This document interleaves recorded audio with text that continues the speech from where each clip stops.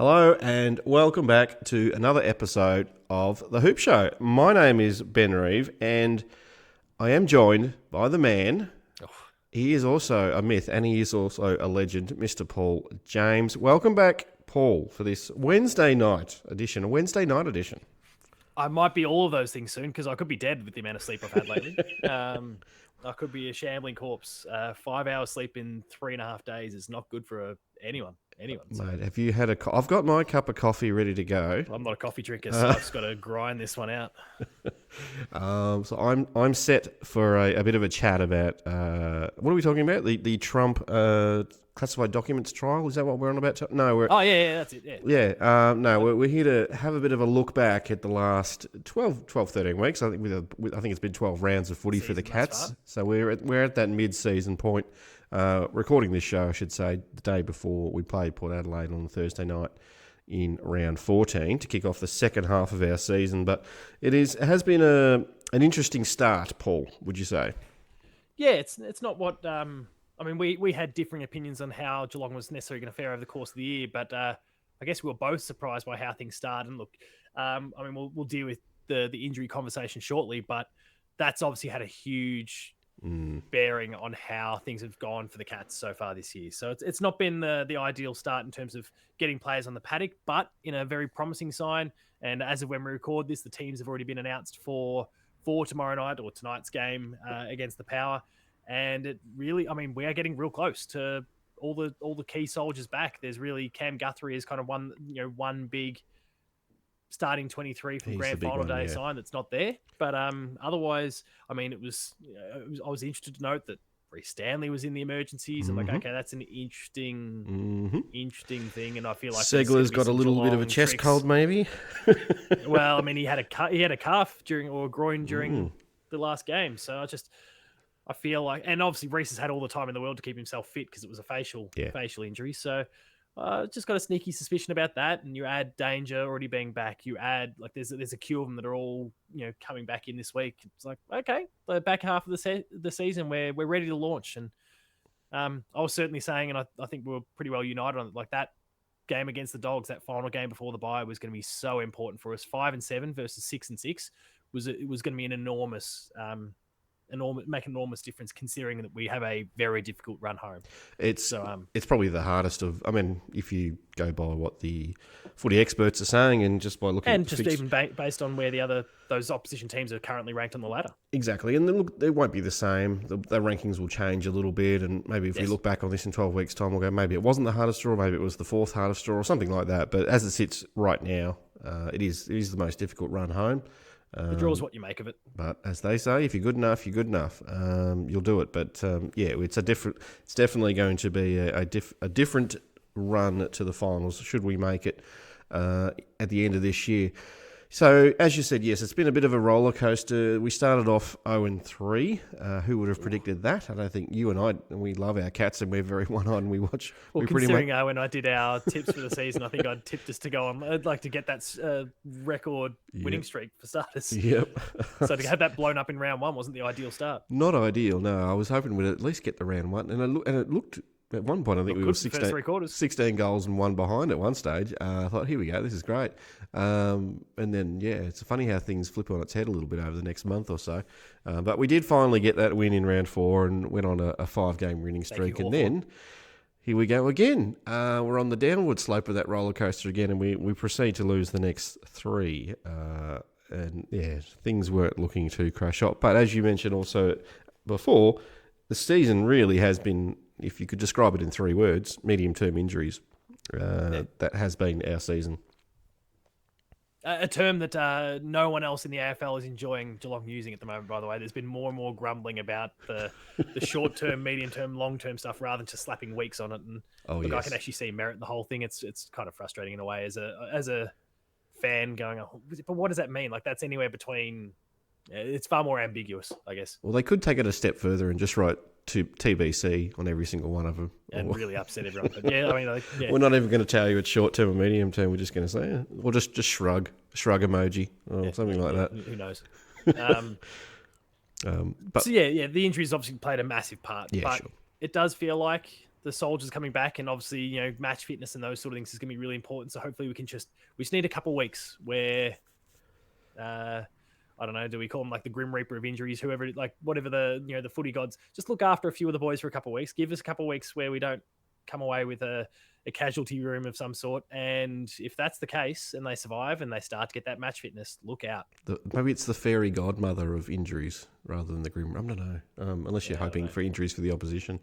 Do we stoop that low? Maybe sometimes. I'm happy to. I'm happy. Like, I think Port Adelaide approved. Try. Win if you can, lose if you must, but always will injuries on the opposition. Oh, dear. Anyway, look, we turn the corner, or we turn the halfway point anyway, at 6-6. Last year, at this same stage, we were 8-4. Yes. And no one knew at that point, we were going okay, I suppose, but, a lot of Geelong fans weren't convinced at that stage still. And little did they know we'd win another 14 games after that in a row. So we're coming from a little bit further back this time, and with a more difficult draw, it's highly unlikely we're going to get anywhere near where we finished. And I think we can pretty much rule that top two. Are you happy to rule? Oh, well, yeah, we can cover that later, but yeah. Very unlikely at least anyway. Top 4, top 8, that's probably where the conversation sits for the Cats at the moment. There's really always strong back half of the year puts top 4, like third and fourth on the agenda, especially like when we see, for example, Melbourne losing games they really shouldn't have last week, and all those and Brisbane, same deal. Brisbane, I should say, losing those sort of games. Melbourne have not been in the best vein of form despite beating the Pies either. It's like there's openings that will emerge if the Cats can be consistent through this back end of the year. If you can hear that playing through your audio, it's Reece Stanley's been private charter jet to Adelaide as we speak. So he's just taken off from Avalon Airport, flying over my head as we speak. Look, it's 6-6. We've played. We've at the MCG where the business is done. We've gone 2 and 3. I don't like losing games at home at GMHBA or Kardinia Park, but you lose one occasionally. Hopefully that's all we lose this year. Hopefully it's Freo again. Oh, Freo get us every time.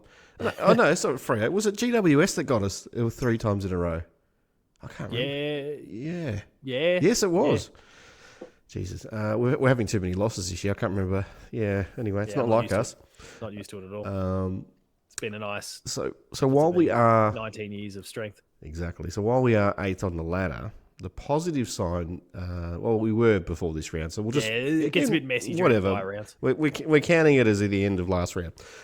So while we were 8th when we finished round 12 for us, we did have the 4th best percentage, and we were the first number 1 ranked team in scoring. So there's a couple of good takeaways there. I'm happy with that. Some good signs. Yeah, the attack, once the ball got forward, we'd convert. And obviously the Geelong forward line has largely remained strong. We've had people come and go. Stengel's been out, Rowan's been out, but we've had like a core group of, 4 to 5 with Close, Hawkins, Cameron, Myers, and Ollie Henry all been there, and they've all been, either setting up goals, as is the case with Brian and Hawk, or kicking lots themselves. Hawk, Cameron, those, and even Ollie Henry's done a pretty solid job there as well, kicking close to. He must be getting close to 20 at this point for the season, which is fantastic output at his age.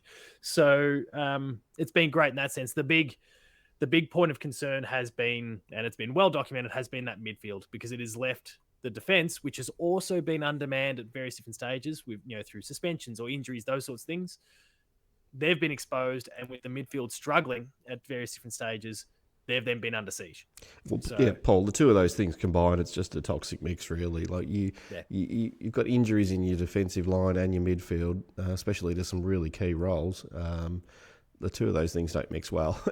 And Tommy Stewart's had to go into superhero mode to hold us together through this period. Yep. But now, with the troops coming back, hopefully he doesn't have to. I mean, he's going to continue in his rich vein of form, I'm sure, but the pressure upon him isn't perhaps as great. No. But it's just, thankfully, he's done what he's done. It's really saved us on a few of those wins. We can almost chalk down to him, especially over the last.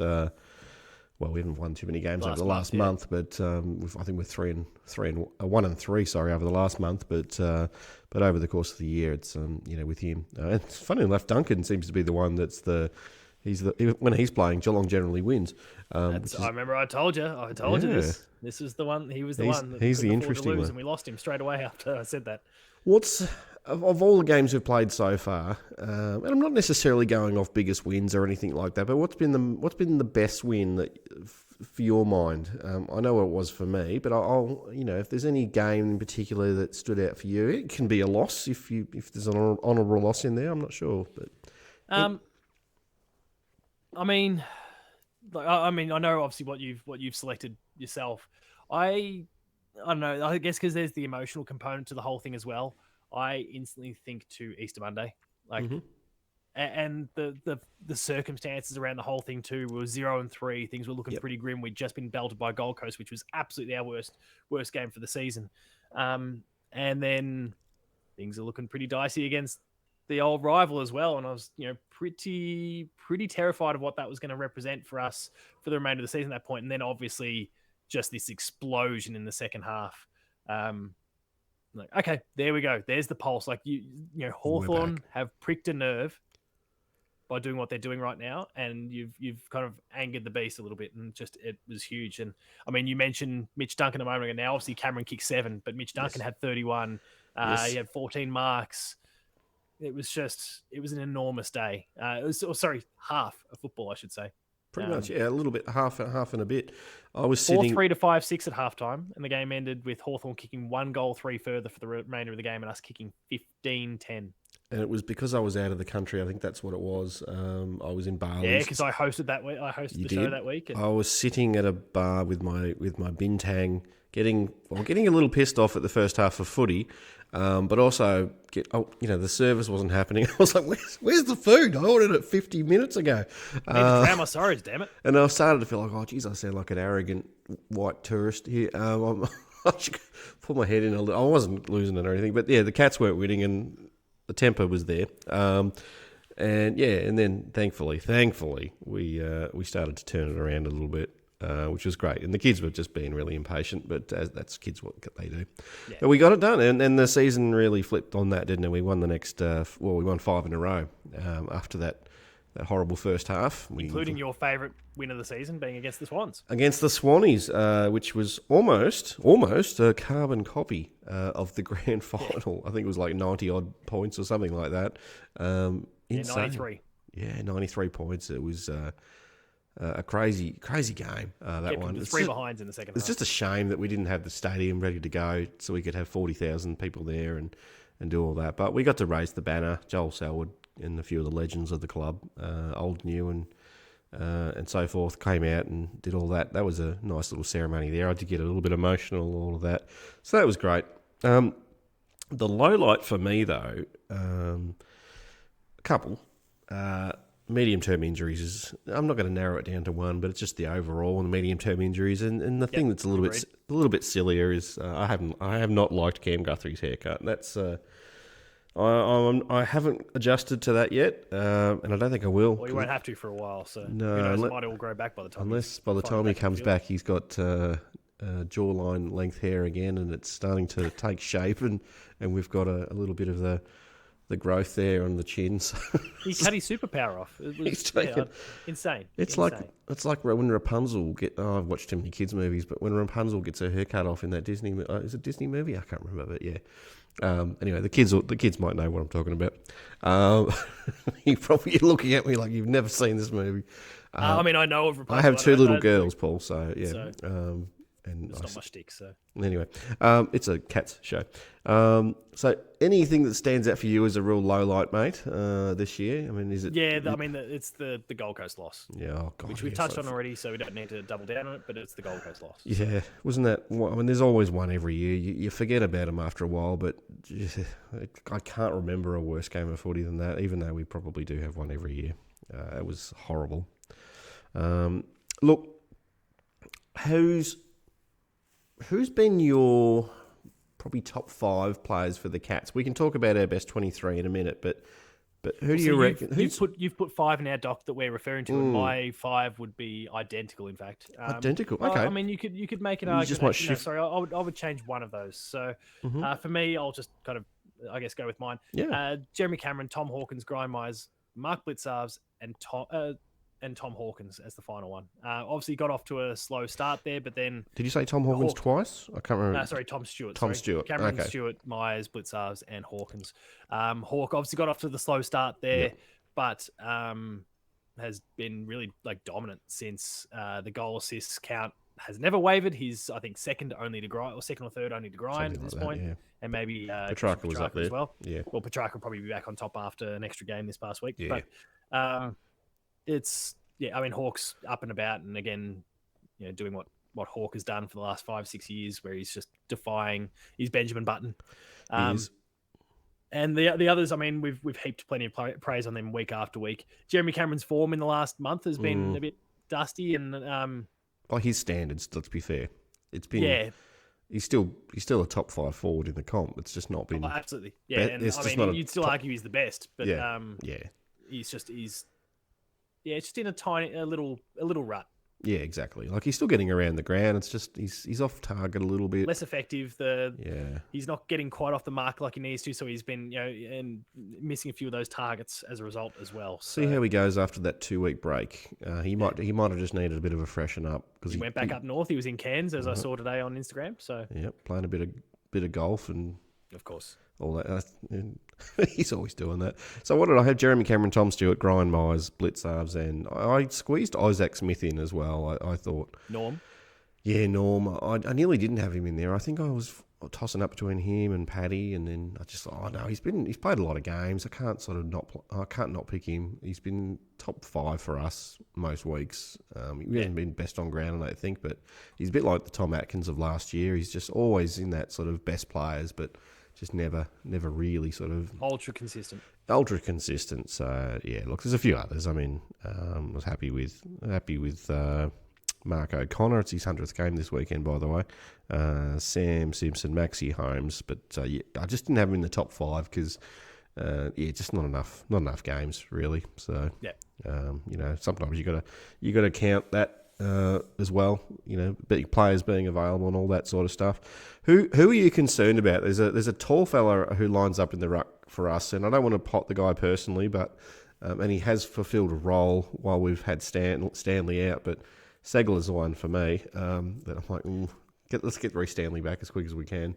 Well, we've already touched on the potential for this week, and I think if Stanley is good to go, then that is a move that they've got to make. He's just, in this day and age, and he really got exposed against Tim English. It's a good thing that we were dominating most other aspects of the ground or breaking even in the midfield, because he was getting obliterated in the ruck. This day and age, we've got so many mobile ruckmen. Reece Stanley is one of those. Jono Segler is not, and he just gets run off his legs. And no, he doesn't. Made an absolute mockery of. In this day and age, if you're a ruckman, you want to be able to double as a midfielder as well, and he can't do that. He doesn't seem to have the ruck craft, and he doesn't have the mobility. He can take a great mark. That is one big tick. He has taken a lot of marks at the 50-60 metre line. To be fair, he has to he's in that spot for ages, whereas the opposition ruckman can get around and do it exactly more, so. Exactly right. So he would know, and everybody knows he's probably not playing, and it's just we've had no one else. Toby Conway goes out. We would have liked to play him for a few games this year, but that one hasn't of these days, happened. hopefully. And Shannon Neal hasn't been around either, so it's been really hard. So Segler's been the one, unfortunately, and strangely we didn't pick anyone up in the mid-season draft. Well, not a ruckman at least, anyway. No. How have you liked the new recruits? Has any one of them stood out? I'll just touch on a couple other. Oh, sorry, mate. Sorry, well. So you've actually got one yourself. Yes, sorry. Which is Brandon Parfitt, and his form is not. It's just not the Brandon Parfitt that I remember from years ago. No. Or even last year. So I don't know where he's at the moment. I would hate to think that it's some sort of satisfaction, a bit of pat on the back now that he's got a premiership medallion around his neck. Look, he's never been an A grader. Let's just say that he's at best. He's always had the potential to be. His best has been a B grade when he's absolutely flying. I was hoping that he'd reach another level, but it's not coming. It seems to have regressed back to a good VFL player, really. So I feel like, and I don't like doing this. I feel like there's some trade value there at the end of the year, potentially. He's not someone I want to see gone. I've got a lot of love for Parf, and I hope that the form turns around and he kind of, something's fuse has been lit under him again and he gets back to it. But yeah, there's a little alarm bells there, but he has currency, which might make him an option for other teams and for Geelong potentially to get some picks in the door or whatever the case happens to be. Well, I'd also, and we touched on it recently in one of our Sunday episodes, Sava. Oh, I did tweet something about Sava today as well. Like, he has been fantastic in this period where we've had injuries and Sam de Koning out and all those sorts of things. But the great flaw in his game as a defender, which was a strength as a forward, is that he's so keen to fly at the ball and he breaks the pack up completely. Well, that's the forward's job. Yeah. The forward is the one that's meant to go through and break those packs open and create opportunities for the small guys. But he does that as a tall defender. And look, I mean, to his credit, he's taken a lot of fantastic inset marks all season. He's been really, really strong. He's been great for those big, brutish full forwards. And I'd imagine, if he was fit to play against Charlie this week, Charlie Dixon, then I'd probably want to see him out there because he'd be a good matchup for him. But he busts up so many contests and actually it becomes an advantage for the offense at that point, the opposition team, because the smalls are buzzing around, pick it up straight away because Sava's not brought it down himself and then bowled over 3 or 4 of his teammates in the process. It becomes a bit of chaos footy, and you know how we don't like that. Well, we don't like defending against it anyway. So the Richmond game, they brought it back and we bowled it again. I mean, I think we can judge him harsh. And as I said, we both agree he's had a great season. He's had a great season. I just don't.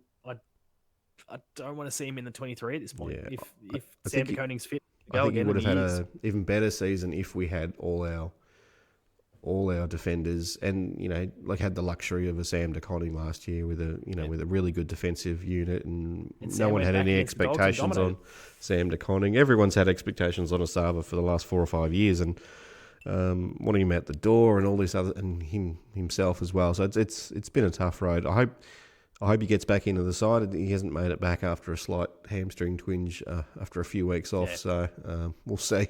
We'll see how this new defensive unit goes against Port Adelaide.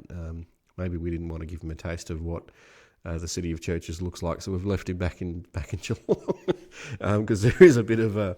Yeah, I'm a bit concerned that he's going to join his mate Quinton Narkle over there at the end of the year. Or Sydney. Sydney are knocking as well. Well, Sydney's the other one. I guess you got to think about your career and the dollars and all that. So if you're getting a reasonably handsome contract somewhere, you'd be crazy not to take it. All right, mate. So the new recruits, Tanner Bruin, Ollie Henry and Jack Bowes. For me, those three, I wasn't going to say it was... I had hopes for Tanner. Tick.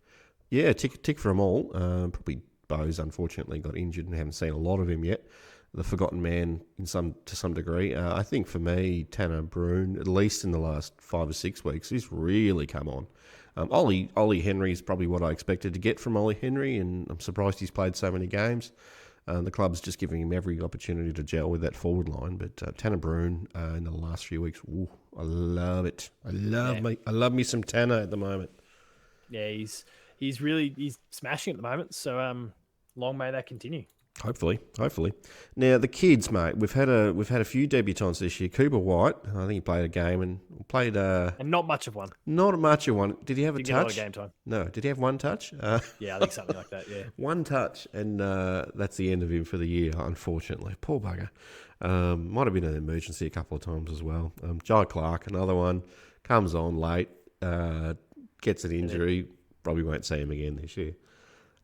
So yes, we can say on paper a couple of 2 or 3 debuts. Who's the other one? Oisin Mullen. Oisin Mullen looked good. I think has tracked really, really well. So I think the circumstances have dictated that we've brought a few new faces in or youthful faces in, and I'd say it's largely worked pretty well. Yeah, and you like Mr. Vice-like grip, Mitch Nevitt. He's one of your fast.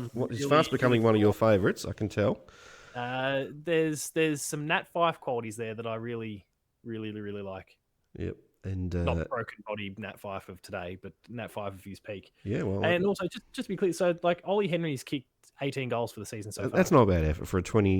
He kicked 21 last year for the Pies. He's done those similar numbers in half a season. So and I don't know. He's probably a different club, different roles. No, he's hats off. And to be fair, you'd hope he's kicking a few less because he does have Cameron and Hawkins around You'd him. think so, yeah. That become a focal, whereas he was kind of at his age anyway, still one of the main attractions. Him and Gary Rowan, they just fly for the ball, and it's just a bit of a point of difference, isn't it? With because Hawkins can't jump over jam tin at the moment. He just uses his brute strength and his forward craft and his wits.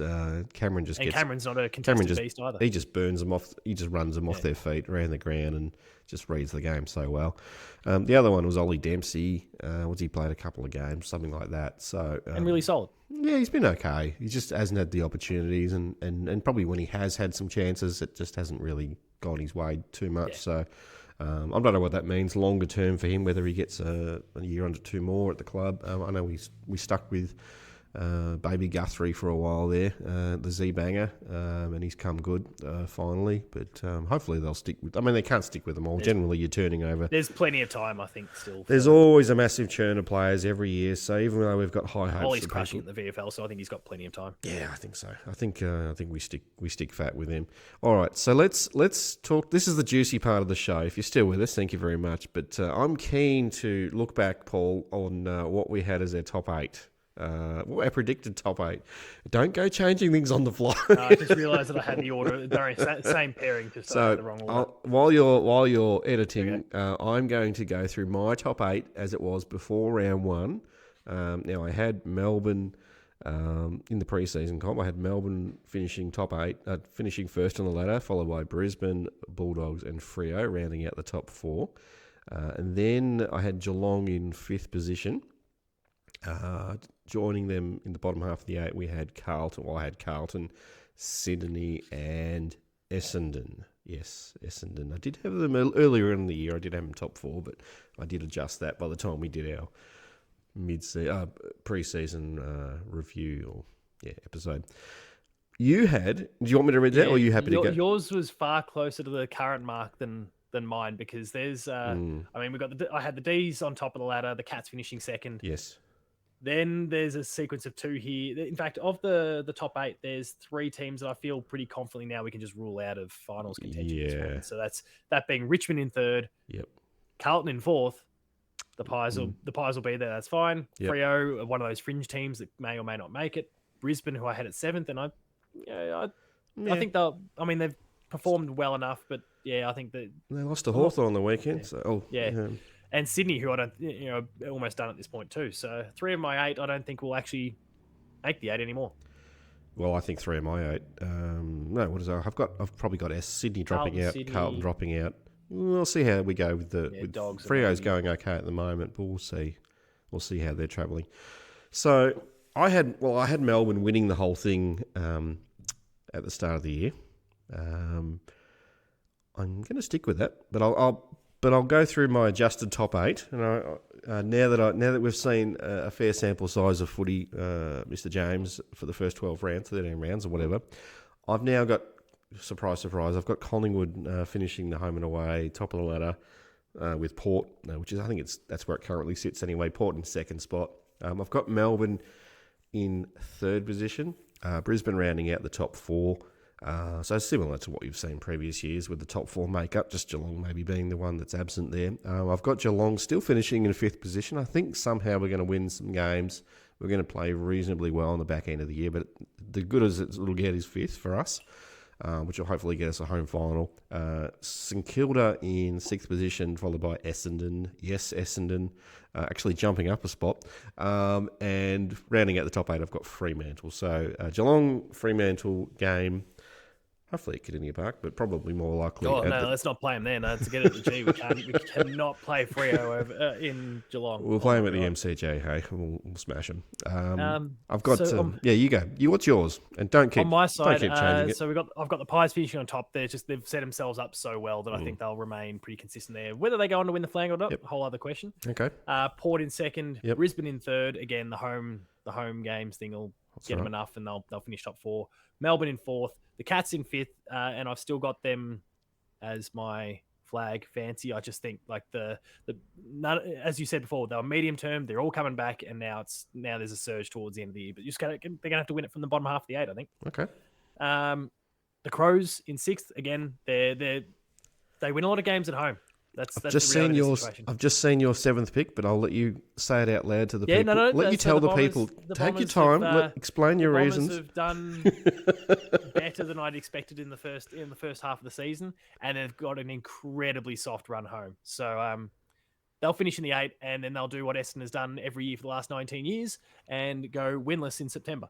Now, so you will recall, Paul, that I did not say Essendon was going to win the whole thing. I did.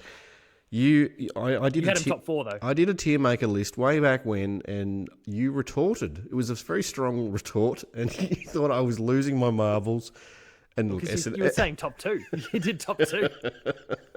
I think it was top 4. I don't know. Maybe it was top 2. No, you had them top 2. But that was, and I stand by this, and you can see it now because of the remaining games. But they did have a very nice draw, and I just thought they're going to win a lot of those games because they're against teams that they probably fancy themselves against. And look, honestly, I was probably just crystal balling it a little bit, and it must have been. I'm very happy with the way that's gone. Working out okay for and to see it in your adjusted top 8 for the rest of the year, Paul, I'm very pleased to see. So I've got them in 7th, and then St Kilda to scratch in 8th. But again, I think Essendon will go out straight sets because they'll be dealing with the Crows at home. So yeah, I didn't have St Kilda in there. I just thought maybe they're going to... Oh, no, I did have them there. I had them in 6th, but I still think they're going to probably drop a few... They probably should finish high, but I can see them dropping some more games. I had Melbourne still winning the whole thing. I've got Collingwood dropping a prelim, and I've got... That sounds like some Collingwood. I've got a Melbourne versus Port Adelaide grand final, and easy. I've got Geelong bobbing out in a semi-final. Where have you got Geelong finishing up? You got them. No, but I've still got us for the flag. So you still got us for the flag. Okay. Yeah, I've still got us for the flag. I think going from if some of those were season-ending injuries, and obviously Cam Guthrie's could be, but if we had more of those long-term sort of things, then I'd have to start reconsidering. Okay. But no one has really dropped. I mean, we're not seeing anyone having seriously dropped off in form from those that are in the 23. Okay. There's just been some connection issues and injury issues, and so if they're all back, I don't foresee those connection issues existing for too much longer. And then it's, full steam ahead, I would have thought. Okay. All right. Now, we won't go through unless you want to go through each of our best 23 players. Maybe we just rattle off the new ones. The ones maybe, I'll tell you who I'm dropping from my 23. I had, I'll start with the big one for me. I had Cam Guthrie in my 23, which everyone would have. I just don't see him there when it's all said and done. Just with all the injuries and just him coming back late, I just can't see it happening anymore. And he's still, if it was any other situation, I'd still have him in our 23, but it's not. So that's my reasoning. People may or may not agree with that, but I just don't. Similar to the Max Home thing in the grand final, I wouldn't trust it. And I just want somebody. It really depends, I think, when he's actually ticked off to come back. I'm not picking him for a elimination final. I'm just not doing it. And then if he's not back for that, if that's when he's available, then I'd be with you. If it's like a round 21 sort of thing, and he gets 2 or 3 games lead up, then that different. Changes the picture completely. I think that's just not the vibe I'm getting from everything you hear from the club. It just feels like write it off almost. I've got Ollie Henry dropping out. Look, he's had a great season. I just think if we get a full list back or things just go the right way, I think he'll probably make way a little bit. Who else? And I've got Parfitt dropping out as well. And Jack Bowes was the other one. I did have 4. Okay, I didn't realise I had 4. I had Bowes in the 22, but now I've got Bowes as an emergency. Replacing them, not necessarily in the same positions, but I've this was my controversial one. So I'm bringing someone back in. I didn't have Mitch Duncan in the 23. Damn fool for keeping out in the first place, but anyway. So I've learnt my lesson, like you have with Essendon, and I've brought Mitch Duncan in. I've also brought Gary Rowan off the emergency list. He's in as well. I think we've seen against the Doggies how valuable he can be. Isaac Smith, I had him as fading away a little bit, but he's just proving everybody wrong, and he'll play till he's 45 years of age. And Koladashny, I had. I don't know why I didn't have Koladashny. I had him as an emergency, but I've brought him just. I think I convinced you into that one, and maybe I'm standing by that argument for now. I did actually have Ollie Henry as the 23rd player as the sub, so he might play a quarter if we get there. What about you, mate? Who have you? What major changes have you made? Only the one, and I guess it's in my case it's almost better to kind of hone in on what the team actually is because the changes are so small. Sure. So I've got, I mean, in no particular, no, you've kind of assembled a defence moving up the ground. Yeah, I from tried the looks of it here. roughly. Yeah, we've got Busey, DeConing, Zach Guthrie, Tom Stewart, Duncan, Jack Henry, Blitzarves, Holmes, Smith, Stanley, Dangerfield, Cam Guthrie, because I'm more of the mind that he will actually, it'll be that late in the home and away as opposed to finals. If he even gets one game beforehand, I think that's enough. Stengel, Cameron, Close, Hawkins, Myers, Rowan. So really the 23 from last year for the most part remains pretty true here, because then you add Tui into the mix. The one change is Parfitt out and Tanner Bruin in. Ollie Henry remains in my 23. Tom Atkins remains in my 23. Oh, and I guess I've made a swap there. Mark the Shark O'Connor, who I had as the 23rd as the sub. Jack Bowes, I think, comes in for me. I think that's fair. I'm just looking at with Cole Jasny, O'Connor, and my boy Mitch Nevitt in the emergency list. Yeah, poor old Mitch Nevitt and Mark O'Connor. I got him. I haven't even got him as an emergency now. Gee, he's actually really impressed me this year, but I still can't fit him in on the emergencies. There's players like Sam Simpson as well who've just come in and done an amazing job, and yet, if everyone's there, you think probably not. I'm sorry. Look, if you're picking a team on paper, it's still a great team on paper. It's just in reality this year it hasn't just gone that way, has it? So if you're picking a team tomorrow, yes, a little bit better than what it's been in the last few weeks, but it is what it is.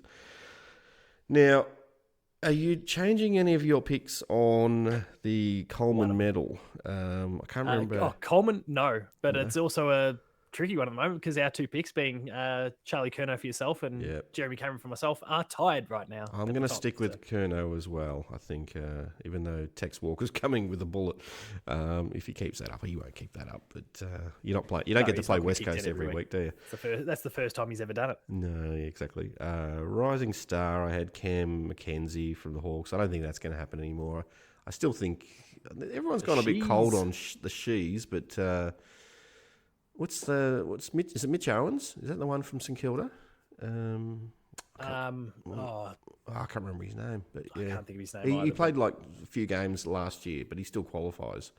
I should have done my research. Anyway, are you still hot on the Sheasel? Yeah, I'm still about Harry Sheasel. I think he's the one. Ashcroft is lingering around. There's competition coming from within the ranks at North Melbourne now with what's his name? That's was picked basically at the same time. I've just gone completely blank on his name. But he's like that hard-nosed in and under gun, absolute gun. And I'm padding because the name will come to me soon enough. I was going to say Ashcroft appearing on this game. Come on, Ashcroft. Well, I'll pad for you because I reckon Ashcroft will be he'd be happy if he gets a premiership medal. I think it'll be. I don't think he'll win it, but I think Brisbane will be right up there. Oh, Wardlaw. George Wardlaw is the one. He looks good. He looks like he's from the 1980s or something like that. He's got that. Yeah. Just everything I want to see in a player. He's fantastic. But I mean, look, he's. Can we get him? Can we get him to Geelong? I don't think he's not going to. I don't think he's got connections. I'm sure some will exist somewhere along the way. We will. So yeah, I think he's. I think I'll stick with Harry Sheasel. But there's some great competition out there. To the credit of a lot of these young blokes this season, there is an amazing crop of youngsters this year that. I think any number of about half a dozen could have probably won this thing in previous years. Yeah, maybe not beating Nick Dacos last year, but I think several other rising stars of recent years. I reckon they'd take it right up to some of those other winners. Well, that brings us to our next point or prediction.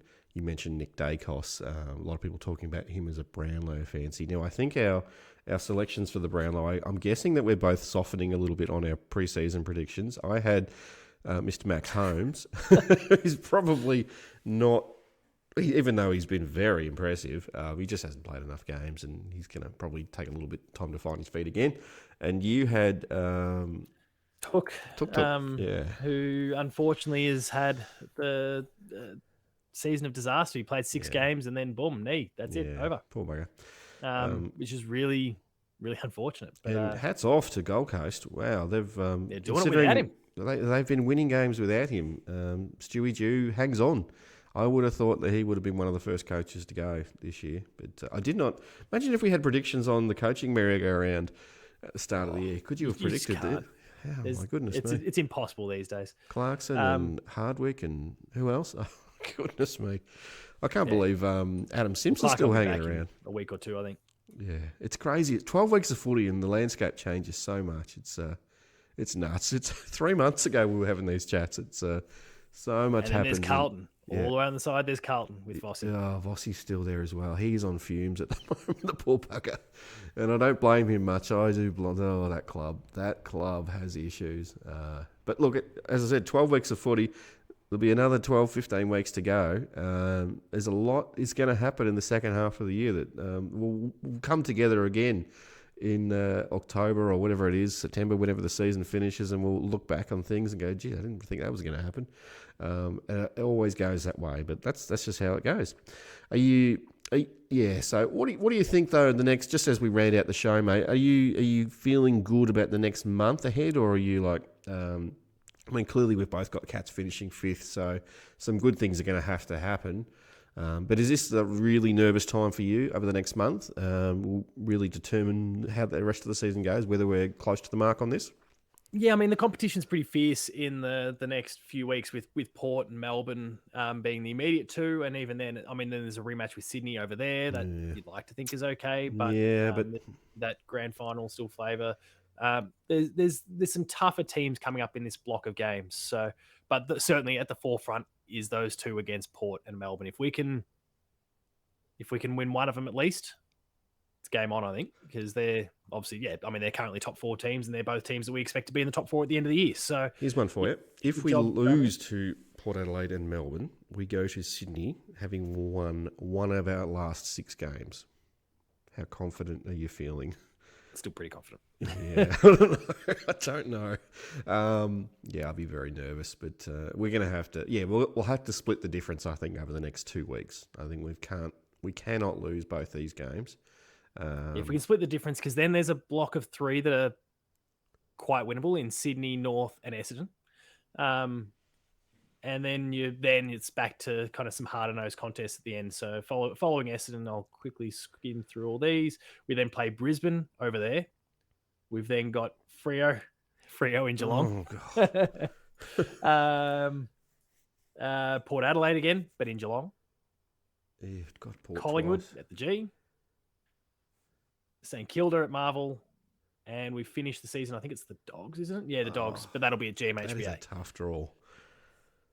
Yeah. So that, like, if we can go one at least 1-1 from the next 2, and then we get that block of Sydney, North, and Essendon, that's an opportunity to drive a point home, and then hopefully get the tails up and attack some of those other teams that honestly we should still be beating.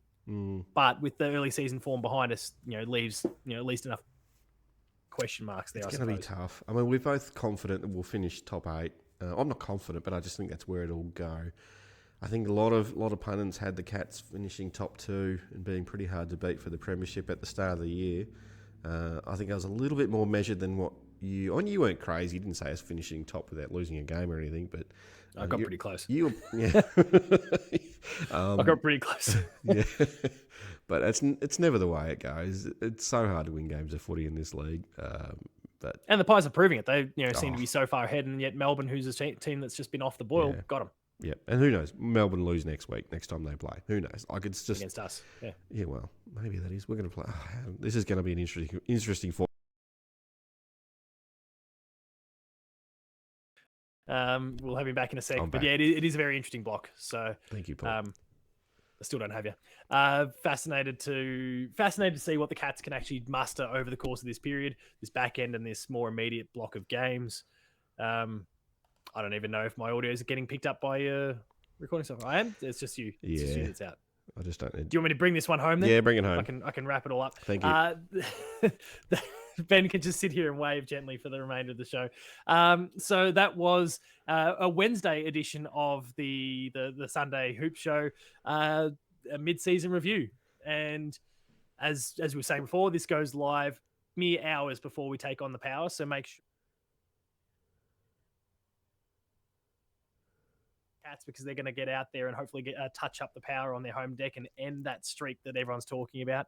We'll have to see what happens, though, of course. And you can be sure that afterwards we'll be here to debrief it on the Sunday night and going forward, because that's just what we do here, and we do it really well. So make sure, if you haven't already, check out the Patreon. There's lots of awesome stuff going on there. Like, share. plug my Behind the Play stuff. Go check out the show there on YouTube as well, and the podcast version as well. If you're looking for a bit of audio straight in the ears while you're driving, it's an awesome option for you. Pick up the podcast version of the show there as well. Ben, social media stuff at the Hoop Show, myself, Paul James Games. I was going to ask if there's anything else you want to say, but of course you can. I don't know. Do you have some? I don't understand sign language, so no, sorry. Thank you very much, everyone, for tuning in and checking this one out. And until whenever Ben can sort out his audio issues, we'll see you later. Go Cats.